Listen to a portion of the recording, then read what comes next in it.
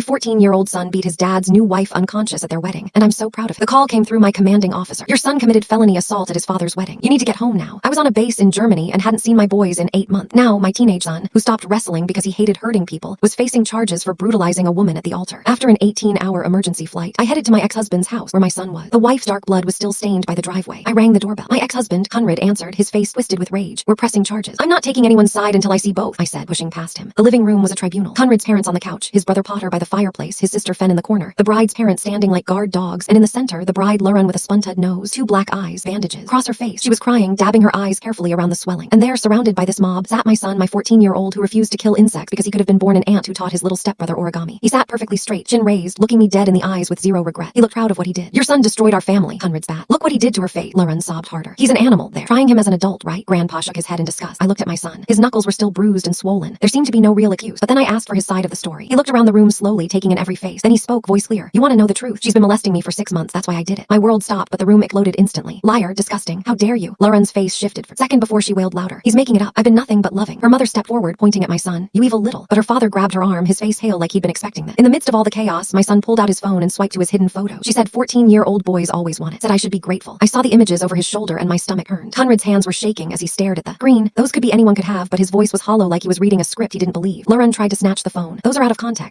She stopped realizing she just admitted they were real. My son stood up, voice shaking with rage. Dad, I told you 3 months ago. You said she's just being affectionate. Conrad started stuttering. I thought. Grandpa, you laugh, said Lucky Boy. Wish I had that problem at 14. Grandpa's face went from red to white. He looked at Lauren, then at his grandson, and something crumbled in his expression. Aunt Fen, you told me, don't be dramatic. Ben was backing toward the door, tears streaming. Oh God, I thought you were just Uncle Potter. You said I should be grateful. Potter had his head in his hands. Jesus Christ, I was joking. I didn't know she was actually. Grandma, you said boys can't be raped by women. Grandma collapsed into the couch, rosary beads in her hands, whispering prayers. Every single one of you told me to shut up about it. Lauren's parents were having a whispered argument. Her father hissed. Not again, Patricia. You said she was better. The word again hung in the air. But that's not why I hit her. My son cut through. Everyone immediately froze. What do you mean that's not why? I asked. Last week I caught her coming out of Tommy's room at 2 a.m. He's 9. My blood went cold. Tommy was my ex-husband's 9-year-old son. Lauren's mask finally slipped completely. That little brat came onto me. Conrad grabbed her by the shoulders. What did you just say? For the first time, real fear flashed across her face. My son was crying now, ugly, gasping sobs. The morning of your wedding, I begged you. You said not today. I knew nothing I'd say would stop her, so I stopped her the only way I could. My son then wiped his tears and ran upstairs. He came down carrying Tommy, who buried his face in his shoulder. Tommy, did Lauren touch you? The little boy nodded. Then he pulled up his pajama short, bruises on his inner thigh. Lauren's mother screamed at her daughter. You promised. You went to therapy. You promised this would never happen again. Lauren stood there, all pretense gone, her bruised face twisted in contempt. That's when my son spoke again. We're children, and every adult in this room chose her over us. I called 911 immediately. Lauren's family was begging me to talk, telling me they dropped the charges, but I wasn't listening. Well, that's when Lauren ran to the bathroom. I don't know what she did in there, but I didn't care. 10 minutes later, she came out just as police were at the door. They took her away. I took my son, Tommy, and drove to my best friend's place, but 2 hours later, my phone rang. The detective's voice was serious. We need you at the station immediately. I drove with my stomach in knot. They led me straight to an interrogation room. Turns out whatever Lauren planted on her phone in the bathroom had got hot water, and I was about to find out that monsters like her always have a backup plan. The detective walked me down a narrow hallway that smelled like old coffee and floor cleaner. He opened a door to a small room with just a metal table and 2 plastic chairs. He slid a manila folder across the table and told me to take a look. My hands were shaking as I opened it. Inside were screenshots from a phone showing text messages between me and Lauren. The messages showed me telling her she could handle my son however she needed to while I was deployed. One message said I trusted her judgment completely about discipline. Another said teenage boys needed firm boundaries and I was counting on her to provide them. I stared at these messages I had never sent. My brain couldn't process what I was looking at. The timestamp showed these were from 3 months ago, right when my son first told Conrad about what was happening. The detective sat across from me watching my face carefully. He explained they found these during their search of Lauren's phone after her arrest. He asked me directly if I had given Lauren permission to discipline my son physically. Then he asked if I had given her permission to engage in sexual contact with him as a form of teaching or punishment. I told him absolutely not, and that I had never sent those messages. I demanded to see my phone records from the carrier to prove it. He said they would need to keep my phone for comparison and forensic analysis. That's when it hit me that I wasn't just there as a witness anymore. They were investigating me as a possible accomplice. They took me to another room where a technician photographed my hands from every angle. Then they rolled each finger in ink and pressed them onto cards. The technician explained they needed to rule me out as an accomplice to the crime. The word accomplice made my stomach turn over. Lauren was trying to drag me down with her by making it look like I knew and approved of what she was doing. For the next 3 hours, they asked me question after question about my relationship with Lauren. When did we first meet? How often did we communicate? What kind of conversations we had? Whether I knew about her methods with my son. They wanted to know every detail about our interactions. They asked if I had ever discussed discipline strategies with her. They asked if I had noticed any changes in my son's behavior. They asked why I hadn't come home sooner if I suspected something was wrong. Every question felt like a trap. Finally, they let me leave, but they kept my phone and told me not to leave town. I walked out of the station feeling like the walls were closing in. I drove straight to the law office of Casey Maple Grove, who my friend had recommended. Casey took one look at my face and immediately cleared her schedule. She sat me down in her office and had me go through everything from the beginning. I told her about the wedding and what my son revealed, and now these fake messages. Casey started typing rapidly on her computer while I talked. She immediately filed preservation orders with all the major phone carriers and social media companies. She explained that Lauren probably used spoofing app or edited screenshots during those 10 minutes she was in the bathroom. Casey said we needed to get the actual phone records from the carrier to prove the messages were fake. She also filed requests for Lauren's search history to see if she had looked up how to fake text messages. Casey told me not to talk to the police again without her present. She said Lauren was clearly trying to muddy the waters and create reasonable doubt for her own defense. The next morning, Derek Oakage from CPS showed up at my friend's house where we were staying. He needed to interview both boys separately as part of the official investigation. He was gentle with them, but very thorough in his questions. He had my son go through everything that had happened with Lauren from the beginning. My son told him about the first time she came into his room at night. He described how she would wait until Conrad was asleep. He talked about the threats she made if he told anyone. Derek wrote everything down carefully and had my son sign each page. Then Derek interviewed Tommy separately in another room. The little boy was scared, but he told Derek about the times Lauren came to his room. He showed Derek the bruises that were still healing on his leg. Derek took photographs of every mark and documented their size and color. Something feels really off about Lauren's bathroom trip. 10 minutes is a long time to just sit there while police are coming. Her mom's reaction about not again and therapy makes me wonder how many times this woman has done this before to other kids. He had a nurse practitioner come to do a full physical exam on both boys. After the interviews, Derek sat down with me to explain what would happen next. He was implementing a safety plan that would allow me supervised contact with both boys while the investigations continued. I would have to meet with them at the CPS office with a social worker present. It felt humiliating to need supervision to see my own son, but I agreed immediately because their safety was all that mattered. Derek explained that the criminal case against Lauren would move forward regardless of what happened with the investigation into me. He said the boys' disclosures were credible and consistent with abuse. The physical evidence on Tommy supported their statements, but he also warned me that Lauren's defense attorney would probably try to use those fake messages to claim I was involved or at least negligent. Over the next few days, everything moved fast, but also painfully slow. Casey got the phone records from my carrier that proved I never sent those messages. The metadata showed they were created on Lauren's phone using a third-party app. Casey also found that Lauren had searched for how to fake text messages for court and spoofing app that look real on her laptop. The week before the wedding, the police detective called Casey to say they were no longer considering me suspect, but I was still a key witness. My phone rang while I was still in the parking lot, and the screen showed a military number. Chandler Burgrove from JAG was on the line telling me my security clearance was now under review due to the ongoing investigation. He said my emergency leave was extended, but I was placed on administrative hold, which meant I couldn't return to duty until this mess was cleared up. I sat in my car, feeling like my whole career was falling apart while my kids needed me most. Casey called right after and said she'd gotten copies of those fake screenshots Lauren had shown the police. She was looking at them on her computer and immediately noticed the font was wrong for my phone model. The timestamp formatting didn't match either, and some of the messages had different spacing than others. She'd already called in Corey Sedlin, who specialized in proving when digital evidence was fake. She was driving over to her office right now to examine everything properly. Meanwhile, Devin Pinehair from Victim Services called to say she'd arranged for Tommy to have a medical exam at the Children's Hospital that afternoon. I drove him there myself, but when we got to the exam room, they told me I had to wait in the hallway. Tommy looked so small walking in there with just the nurse and doctor. I paced that hallway for 3 hours, checking my phone every few minutes and trying not to think about what they might find. The nurse brought him juice boxes twice, and each time I caught a glimpse of him sitting on the exam table in a hospital gown. When they finally finished, Tommy came out holding a stuffed bear they'd given him and wouldn't look me in the eye. Devin walked out with a thick folder of documentation and told me they'd found evidence consistent with his disclosure. My phone started buzzing with voicemails from Conrad, who was losing his mind about not being able to see Tommy. The safety plan required all visits to be supervised now, and he was screaming into my voicemail about how this was all my fault. First message, he blamed me for turning our son against Lauren. Second message, he blamed Lauren for being a predator. Third message, he blamed our son for ruining his wedding. Fourth message, he was back to blaming me for not warning him about Lauren, even though I'd literally just found out myself. His parents were calling too, but I deleted those without listening. Lauren posted bail that same day using her parents' money, and within hours, her lawyer had filed a restraining order against me. The paperwork claimed I'd orchestrated the whole situation to get custody of Tommy, and that I'd coached my son to attack. She was painting herself as the victim of a jealous ex-wife scheme. Casey said this was typical predator behavior, trying to flip a narrative. The next morning was my son's CPS interview with Derek Oakage, the Children's Advocacy Center. My son sat in that little room with the cameras and told Derek everything in detail. He gave exact dates when he told his dad about the abuse 3 months ago. He remembered the specific words his grandfather used when he laughed it off. He knew what his aunt was wearing the day she told him not to be dramatic. He even remembered what TV show was on when his uncle said he should be grateful. Derek wrote everything down and created an official timeline of every adult who'd been told and failed to act. The safety plan they put in place meant both boys had to stay. My friend's house with me, only allowed there during approved hours. We set up a weird routine where I'd arrive at 7:00 in the morning to get them ready for school. I'd leave when they got on the bus and come back at 3:00 when they got home. I had to leave again at 8 every night, which killed me because that's when Tommy had the worst nightmares. My friend would text me updates about him crying for me, but I wasn't allowed to come back until morning. We lived like this for weeks, waiting for court dates and investigations to move forward. Then an email came from Tommy's school counselor that made me sick. She pulled his records going back a year and found clear changes starting 6 months ago, right when Lauren moved in. His grades dropped from A's to C's, and he'd gone from never missing school to having 12 absences. His teacher had noted he'd become withdrawn and stopped participating in class. Another teacher wrote that he'd started falling asleep at his desk. The counselor had even called Conrad about it, but he'd said Tommy was just adjusting to having a new stepmom. All these warning signs had been documented and ignored while that monster was hurting him. Casey forwarded me another development when the detective called her about finding a voice memo on Lauren's phone. It was supposedly me threatening to destroy her life if she married Conrad. The detective was sending it over for analysis, but warned it sounded pretty convincing. Casey immediately demanded the original file, not just a copy, so Corey could examine it properly. Corey got to work on the audio file as soon as it arrived at Casey's office. He pulled up the metadata first and found the file had been created just 2 days before the wedding. The wave patterns showed weird inconsistencies where background noise suddenly changed. He isolated different layers of the audio and found evidence of voice slicing where words had been cut from different sources and pasted together. The modulation patterns didn't match natural speech, and there were digital artifacts showing AI voice generation markers. Corey said he could prove in court that this audio was completely fabricated using at least 3 different source recordings and an AI voice tool. Casey immediately filed the evidence with the court and started the process to subpoena Lauren's phone carrier records. She explained that getting the actual call logs and metadata would take at least 3 weeks. Every single day felt like a month while we waited. I couldn't sleep properly, knowing Lauren was still out there spreading lies about me. Casey kept reminding me that building a solid case takes time, but I was going crazy watching my life fall apart. 2 days into the wait, Casey forwarded me an email marked confidential from Lauren's father. He admitted that Lauren had an incident with a neighbor's child 5 years ago. The family had moved states afterward, and he wanted immunity before giving us more detail. Casey said we'd need the prosecutor's approval for any immunity deal, which could take weeks. The restraining order hearing came up first, and I thought we'd finally get some protection. Casey argued that I'd never threatened Lauren and was only defending my son from abuse. The judge barely looked at our evidence before issuing mutual no-contact orders. He said, given the serious allegations on both sides, he was being cautious. I wanted to scream that being cautious meant protecting children, not their abuser. Meanwhile, Tommy had his medical exam at the children's hospital. The doctor found evidence consistent with abuse, but used such careful medical language, it made me sick. Terms like finding suggestive of trauma and injuries consistent with reported mechanism, instead of just saying what we all knew. The report would help our case, but it felt like nobody wanted to say the actual word. Then Casey got a call from a police officer who'd been reviewing body camera footage from the wedding. He'd found audio of Lauren talking to her mother after my son hit her. In the recording, you could hear Lauren saying, "Those photos shouldn't matter," before her mother shushed her. Casey immediately requested a copy and filed it as evidence in both cases. She explained her strategy was to defend me from the false accusations while keeping my son's assault case completely separate. 2 different legal tracks meant double the work and double the cost. She warned me this would be expensive and exhausting, but we had no choice. I'd already spent $8,000 and we were just getting started. That same week, I got formal notice from my military command. My security clearance was suspended pending the investigation outcome. Even if I was completely cleared, this would end any chance of promotion. 15 years of perfect service destroyed by one lying predator. My commanding officer called personally to say he believed me, but his hands were tied. Protocol required suspension for any accusation involving minors, regardless of evidence. I'd gone from training soldiers in Germany to sitting in my friend's living room unemployed. Corey had finished his full analysis of the fake voice memo by then. Lauren's father suddenly having information about an old incident with a neighbor's child, but wanting immunity first. That timing feels awfully convenient. Why didn't this come up when his daughter first got arrested instead of waiting until now to mention it? He found proof it was created using at least 3 different recordings spliced together. The digital artifact showed clear evidence of AI voice generation software. The creation timestamp in the file's metadata was 2 days after Lauren claimed I'd left the message. He wrote up a detailed technical report that Casey said would demolish their evidence in court, but courts moved slowly, and every day that passed was another day my kids suffered. CPS started their evaluation process for Tommy's placement since Conrad's parents had minimized the abuse. The caseworker interviewed family members to see if any relatives could provide a safe home. She mentioned they might need to consider therapeutic foster care if no family placement was appropriate. The thought of Tommy going to strangers made me physically sick. Conrad's sister called saying she'd take Tommy, but only if I admitted I was lying. His brother said the same thing. They all wanted me to confess to making everything up before they'd help. The CPS worker said their conditional offers showed they weren't suitable placements. She started looking at Conrad's extended family, but most lived out of state. 3 weeks into this nightmare, Conrad showed up at my friend's house demanding Tommy. My friend Sarah saw him pull up and immediately called the police while locking the door. I grabbed my phone and started recording video from inside the living room window. Conrad was pounding on the door, screaming that Tommy was his son. He said the safety plan was illegal and he had parental rights. Tommy was hiding in the bedroom closet crying, and my son was trying to comfort him. The police arrived within 10 minutes, but Conrad had already kicked the front door hard enough to crack the frame. They made him leave, but said without a restraining order, they couldn't arrest him. Sarah had to pay for a new door and install security cameras that same day. Casey filed emergency paperwork for a protective order, but the judge wouldn't hear it for another week. Every night, we'd hear cars slow down outside and wonder if it was Conrad coming back. Tommy started wetting the bed and having nightmares about Lauren coming to get him. My son stopped eating properly and lost 12 pounds in 3 weeks. The stress was destroying both kids, while the legal system moved at a snail's pace. Casey kept saying we were building a strong case, but I could see my children falling apart. The phone records finally came back showing Lauren had never received any calls from my number, but her lawyer argued that didn't prove anything since I could have used a different phone. The prosecutor held a meeting 2 days later at the courthouse where he laid out my son's options, while Casey sat next to us taking notes. He pushed papers across the table showing the assault charges could mean juvenile detention, but mentioned something called a diversion program. Casey leaned forward and started talking about counseling alternatives while my son sat there silent and pale. The prosecutor kept checking his watch like he had somewhere better to be. Casey pushed for therapy instead of any formal charges, and after 40 minutes of back and forth, they agreed to consider it if my son completed a written statement about everything. That night, my son sat at the kitchen table for 4 hours writing page after page about what Lauren did to him. His hand cramped up twice and he had to stop to shake it out. I made him hot chocolate, but he didn't touch it. When he finally finished, he had 12 pages front and back describing every single thing she'd done. He wrote about how she'd come into his room at night and touch him while he pretended to sleep. He wrote about the photos she made him take and how she said nobody would believe him. He wrote about catching her with Tommy and how he knew the wedding was his only chance to stop her. Reading it made me throw up twice in the bathroom while he slept on the couch. The next morning, we drove Tommy to the Children's Advocacy Center for his interview. The building looked like a regular house from outside, with toys in the waiting room and bright paintings on the walls. They took Tommy back to a special room with cameras while I sat in the lobby watching other parents stare at their phones. The interviewer was trained to talk to kids about abuse without making it worse for them. I could hear Tommy crying through the door, even though they said it was soundproof. After 2 hours, they brought him out and he wouldn't look at me. The interviewer pulled Casey aside and showed her the preliminary report on her tablet. The grooming pattern started 6 months ago with small boundary violations that got worse each week. Lauren had told Tommy it was their special secret and that bad things would happen if he told. The report documented bruising and multiple stages of healing and behavioral changes his teachers had noticed. Casey said this report alone would strengthen the criminal case significantly. That afternoon, the detective called me into his office and warned me about talking to Conrad's family. He said any coordination between witnesses could look like tampering, even if we were just checking on each other. Casey told me all communication had to go through her office from now on to avoid any appearance of interference. She gave me a special email account to use only for case-related messages that she could monitor. 2 days later, Casey got a judge to sign an order for complete forensic imaging of Lauren's phone. The tech team would recover deleted files and hidden app to find the real source of those fake messages. Lauren's lawyer fought it for a week, saying it violated her privacy, but but the judge sided with us. The phone company finally sent over the complete records, showing every call and text from my phone for the past year. Casey spread them out on her conference table and highlighted the relevant date with a yellow marker. There were 0 messages to Lauren's number during any of the time she claimed I'd threatened her. Casey called it our first solid piece of evidence that she was lying about the threat. She filed it with the court. That same afternoon, while I sat in her office, eating stale crackers from the vending machine, Corey called Casey's office the next morning with big news about Lauren's phone. He'd found a spoofing app hidden in a calculator folder that was installed at 11:47 p.m. the night of the wedding. That matched exactly when Lauren locked herself in the bathroom after we called the police. The app could fake messages from any phone number and make them look real in screenshot. Corey sent over the technical report showing the installation timestamp and app history. Casey immediately forwarded everything to the prosecutor, who called back within an hour. He said he was becoming less interested in pursuing any charges against me given the mounting evidence, but he wouldn't formally close the investigation yet because that's how prosecutors protect themselves from lawsuits. Casey said this was typical hedging and not to worry about it, but I couldn't sleep anyway. 3 days later, my phone started blowing up with notifications from numbers I didn't recognize. Someone had leaked details about the case online and posted my name and photo on social media. The messages started nice enough with people saying they supported me, but quickly turned dark. Death threats filled my voicemail within hours. People found my work email and sent graphic descriptions of what they wanted to do to me. Someone posted my friend's address where we were staying and said they were coming to burn it down. Casey helped me screenshot everything and file police report while we installed security cameras at my friend's house. The harassment got so bad, I had to change my phone number twice in 1 week. My friend's kids were scared to go to the school because cars kept driving slowly past the house taking pictures. Casey hired a private security company to patrol the neighborhood and escort us to court appearances. The online mob had decided I was guilty without knowing any fact about the case. 3 days later, a letter showed up from Fen with shaky handwriting, saying she was sorry for not believing my son. Potter sent a text saying he wasn't picking sides, but needed space from the whole situation. Conrad's parents completely stopped answering calls or messages like we didn't exist anymore. The family was splitting apart with everyone choosing their own way to handle the guilt. CPS came to my friend's house that week with paperwork about Tommy's placement. They said he needed to stay in therapeutic foster care, and my friend's family qualified since they had the right training. Tommy would get to stay where he felt safe while getting help for what happened to him. The social worker brought toys and books to help him feel more at home. My friend's kids were being really gentle with him and teaching him card games. 2 weeks passed before Lauren's lawyer filed papers trying to get my son's photos thrown out as evidence. She claimed they were illegally obtained and couldn't be used in court. The motion meant my son might have to testify about how he got the photos. Casey immediately started preparing counterarguments about why the evidence should stay. The hearing got scheduled for the following month with everyone required to appear. Meanwhile, my son had to go to juvenile court for the assault charges. The judge looked at all the evidence and offered him a diversion program instead of regular prosecution. He'd have to do therapy twice a week and 60 hours of community service at the animal shelter. If he completed everything successfully, his record would stay clean. My son nodded and signed the papers without saying anything. The military called me that same week about an administrative board hearing. They said the negative publicity from the case was affecting unit morale and base security. My security clearance was under review, and they were questioning my humanitarian leave status. Why did Lauren wait until she was locked in the bathroom to install that spoofing app? That timing seems way too convenient. Like she already had a backup plan ready to go just in case things went bad at the wedding. I had to submit pages of documentation explaining everything that happened. The hearing got scheduled for 3 weeks out with my career hanging in the balance. During the suppression hearing, the judge kept asking Lauren's lawyer to explain technical problems with her phone evidence against me. Corey had found timestamps that didn't match, and metadata showing files were created. After she went to the bathroom, the lawyer kept stumbling over his words, trying to explain the inconsistencies. The judge frowned and took notes while Lauren sat there looking nervous. Her bruises had faded, but she kept touching her face like they still hurt. After 3 hours of testimony, the judge said he'd rule within 2 weeks. CPS finished their investigation and officially found that Lauren had abused both boys. They also found Conrad guilty of failure to protect his children from a known threat. He got mandated to take parenting classes every week for 6 months. The safety plan got extended another 6 months with surprise home visits included. Conrad started showing up to the required classes without complaining. He sat in the back taking note and asking questions about warning signs he'd missed. His anger was shifting away from us and toward Lauren as more evidence came out. He started sending short emails asking how Tommy was doing. One morning, I woke up to dozens of Facebook messages from accounts I didn't recognize. They were all saying horrible things about me and my son, but using details only Lauren would know. Casey documented every single message and tracked the IP addresses back to Lauren's apartment building. We filed contempt charges since she was violating the no-contact order through her friends. The judge scheduled an emergency hearing about possibly revoking her bail. Lauren showed up with a different lawyer who argued she couldn't control what her friends did, but Casey had proof she'd been logged into the fake accounts herself. My son started trauma therapy but wouldn't talk for the first 3 sessions. He just sat there drawing pictures of birds and trees while the therapist waited patiently. On the 4th session, he finally said one sentence about feeling dirty all the time. The therapist gave him special soap to use when the feelings got too strong. Week by week, he started saying a few more words about what happened. Sometimes he'd stop mid-sentence and go back to drawing birds. The therapist said this was normal and healing would take time. Tommy was doing better in his therapy using play dolls to show what happened. His therapist was documenting everything for the criminal case. My friend's family was being amazing with him, and he'd started smiling again sometime. The military board reviewed all my documents and testimony from Casey about the false allegation. They decided to extend my humanitarian leave, but put me on administrative duty when I returned. My security clearance stayed intact but would be reviewed again in 6 months. Conrad's parents finally sent one email saying they needed time to process everything. They admitted they should have listened when my son first spoke up. Potter started texting again asking if the boys needed anything, then sent gift cards for clothes and toys, but still couldn't face us in person. The family was slowly trying to figure out how to move forward with all this guilt. The school called me 3 days later about setting up my son's return. We sat in a conference room with the principal, 2 counselors, and the special education coordinator. They kept using words like trauma-informed approach and modified schedule while I filled out stacks of paperwork. My son would start with half days and work up to full time over 6 weeks. A counselor would check on him every morning and afternoon. He'd get extra time for tests and could leave class if he felt overwhelmed. The principal assured me they'd keep everything confidential, but I knew how schools work. By the time we left, I could already see teachers whispering in the hallway. That same afternoon, I checked my email email and saw the promotion listed posted. I scrolled through 15 years worth of years getting their names on there. Mine wasn't anywhere. My commanding officer had warned me this would happen, but seeing it made my chest tight. All those deployments, all those perfect evaluations gone because of one incident that wasn't even my fault. I closed my laptop and tried not to think about the retirement points I never earn. Now, 2 days later, a certified letter arrived from Lauren's family's lawyer. They wanted us to sign NDAs or face a defamation lawsuit for $2 million. The letter claimed we'd damaged Lauren's reputation with false accusations. I immediately called Casey, the lawyer my friend had mentioned might help us. She laughed when I read her the letter. They're scared. This is desperation. Casey met me at a coffee shop that afternoon with a stack of her own papers she'd already pulled. Lauren's arrest record and the CPS report. We're not signing anything that silences these boys, she said. I watched her highlight sections of their proposed agreement. Look at this clause. They want the boys to never speak about the abuse, even in therapy. She crossed out entire pages with a red pen. Over the next week, Casey went back and forth with their lawyers. They offered us $50,000 to drop everything, then $100,000, then $200. Each time, Casey told them the same thing. My clients want justice, not money. Their lawyer got nasty, threatening to bury us in legal fees. Casey didn't even blink. Try it. I work on contingency for abuse cases. She slid a counter proposal across the table. Criminal prosecution goes forward. No NDAs, no money changes hands. The lawyer's face went red, but he took the papers. Meanwhile, the prosecutor called with news about Lauren's case. She's been offered 18 months if she pleads to misdemeanor assault. I felt my stomach drop. Misdemeanor. She molested 2 children. The prosecutor sounded tired. Her attorney is good. They're claiming the evidence is circumstantial. He explained how Lauren's lawyer was filing motion after motion to get evidence thrown out. They wanted my son's photos excluded as illegally obtained. They claimed Tommy's testimony was coached. Every delay tactic in the book. We're looking at trial in 8 months minimum. He said the court's backed up. 8 months of waiting, of legal bills piling up, of my son having to relive this over and over. That night around 11:00, my phone rang. Tommy's small voice came through. I can't sleep. She's in my dreams. I could hear him crying. I walked him through the breathing exercises his therapist taught him. In for 4, hold for 4, out for 4. We did it together for 10 minutes until his breathing studied. Conrad got on the phone briefly. This happens every night now. He won't sleep in his own bed. I called Tommy's therapist first thing in the morning for an emergency session. She fit him in that afternoon. 3 weeks passed before my son's juvenile court date arrived. The judge reviewed his therapy attendance records and the report from his counselor. My son had shown up to every single session. The judge approved his diversion program with conditions. 100 hours of community service at the animal shelter. Weekly therapy for a year. Monthly check-ins with a probation officer. No contact with Lauren or her family. My son nodded at each requirement. The judge reminded him this was his chance to avoid a permanent record. We started the community service that weekend. Watching my son clean kennels and walk dogs. You'd never know what he'd been through. The animals loved him immediately. Casey called the next morning with good news. I filed a motion to get Lauren's previous therapy records. Lauren's family fought it hard, claiming privacy rights, but Casey had found a precedent about pattern behavior and abuse cases. The judge sided with us. The records from her previous therapist in Michigan are being sent over. Casey's voice had an edge of excitement. There might be other victims. We know within 2 weeks what those records contained. That same day, I got called into my commander's office. The formal reprimand was waiting on his desk. Conduct unbecoming for the negative attention brought to the unit. It was the lightest punishment possible, but it still felt like a punch. My commander looked uncomfortable as I signed it. I fought. For you, this was the best I could do. The reprimand would stay in my file forever. Any board that reviewed my record would see it. My military career had effectively ended, even if I could stay in. I walked out of his office knowing I'd never make rank again. The next few days blurred together with lawyer meetings, therapy appointments, and school conferences. Every step forward felt like 2 steps back, but we kept going because what else could we do? The boys needed normal as much as we could give, even if normal now meant counselors and courtrooms and nightmares that wouldn't stop. Conrad started therapy 3 weeks later as part of his custody agreement with CPS. I got the report copy from my lawyer showing what he told his therapist. He sat in that office admitting he'd noticed Lauren getting too close to the boys months before the wedding. He'd seen her touching my son's shoulder too long and sitting too close during movie night. The therapist wrote down every word and sent it straight to CPS as required. His treatment plan. Lauren's parents showed up at my lawyer's office the next week with their own attorney and a check. They wanted to settle Tommy's civil claim quietly without any court filing that would make headlines. The settlement papers guaranteed Tommy would have therapy paid through age 21 with no limits on session. Their lawyer made us sign papers saying we couldn't talk about the money to anyone ever. Lauren's lawyer stumbling through explanations about the phone evidence while she sits. They're touching her face seems like such a calculated performance. Makes me wonder if they rehearsed this whole nervous act beforehand to gain sympathy from the judge during the hearing. My son went back to the school with a safety plan the counselor helped us write. Kids whispered when he walked down the halls and some moved away from him at lunch. We practiced breathing exercises in the car before school, but some mornings he just sat there shaking. I'd have to call him in sick and we'd try again the next day. The prosecutor called me into her office to show me what they'd found in Lauren's sealed therapy record. 3 other kids from her past had made reports that got buried by different therapists. She withdrew the plea deal right there and said they were adding charges for each prior victim. Casey sat me down in her office with coffee and warned me what was coming. Lauren's defense attorney would attack everything about my military service and how I raised my son. We started doing practice sessions where Casey grilled me like I was on the witness stand. She made me answer the same questions over and over until I could stay calm no matter what she asked. Tommy's foster family sent updates through CPS saying he was doing better each week. He needed therapy twice a week and still had nightmares, but they were committed to keeping him. They told the social worker they'd adopt him if Conrad's rights got terminated completely. My son started his community service at the domestic violence shelter downtown. He helped sort donations and clean the playroom where kids stayed while their moms met with counselor. The coordinator said working there seemed to help him understand he wasn't alone in what happened. Other kids had been hurt too, and seeing them heal helped him believe he could heal. I sat at my kitchen table after the boys went to bed, surrounded by stacks of papers. Legal bills from Casey that ate up my savings and therapy schedules for both boys. Court date circled on the calendar and CPS meeting note scattered everywhere. The case would drag on for months more with depositions and hearings and evaluation. But tonight, my son was sleeping in his bed down the hall instead of juvenile detention. Tommy was safe with people who protected him instead of the house where nobody believed him. That had to be enough for now because it was all we had while we waited for the system to work. Thanks for letting me wander along with you all today. It really makes you look at things a little differently. Until next time, and if you made it to the end, drop a comment. I love reading all your comments.